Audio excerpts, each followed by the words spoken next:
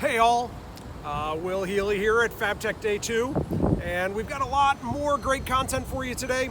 I'm speaking this morning on smart manufacturing and how to jumpstart your smart manufacturing journey.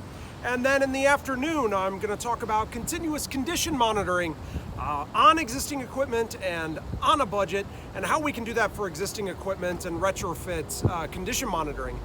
I saw some awesome things yesterday, saw lots of machines, robots, and opportunities abound for people interested in investing. I will say the number of attendees here is down, but the people who are here are active and interested in and excited to talk about solutions to automating and manufacturing problems. The one thing I've really talked about a lot is workforce topics and how automation and technology can be used to solve workforce problems. And I found that really interesting. I talk about it a lot, so I'm sure you're not surprised by it. But I've had a lot of those conversations because I think that's really our solution to our workforce problem, is looking at technology, what's like at FABTECH today. So ask yourself, what will I automate next?